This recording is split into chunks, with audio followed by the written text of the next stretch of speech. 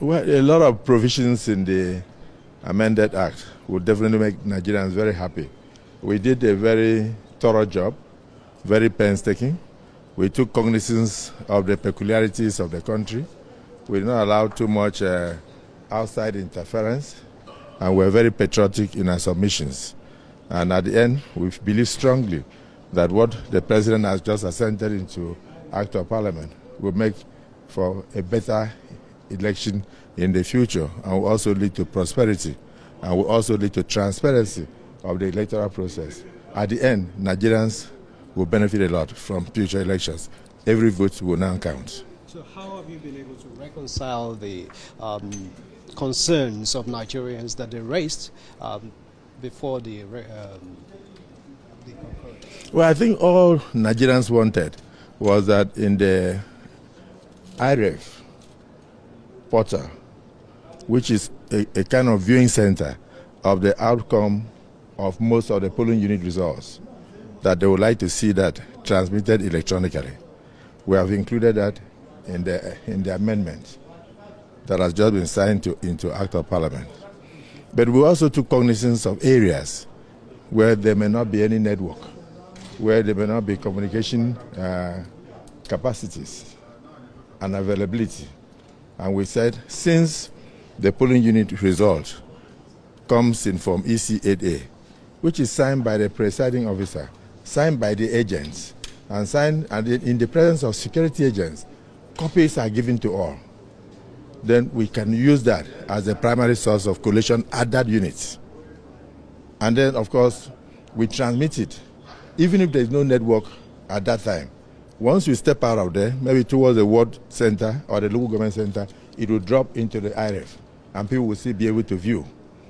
The implication of that is that if what is eventually collated at the next center is different from what is in the IREF, Nigerians will be able to compare whether the election result had been tampered with.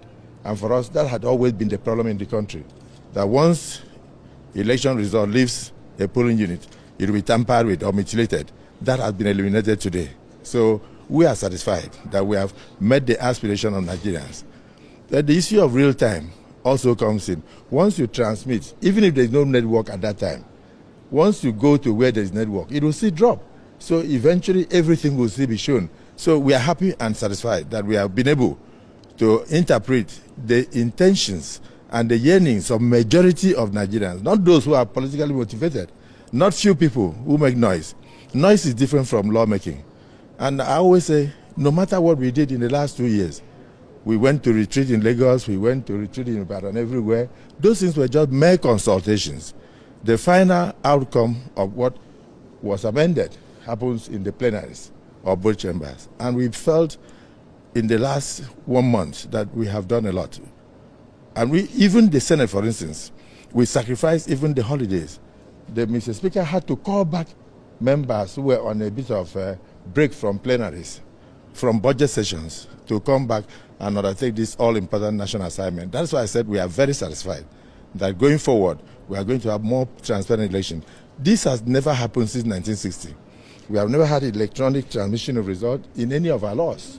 We never even recognized the IREF in the 2022 Act. All those things are now there.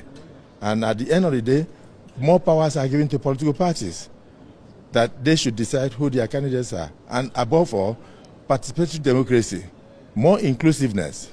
Members of different political parties are now allowed to do direct primaries. That means you can choose the person you want. Delegate selection, of course, one person can write the list and then just submit.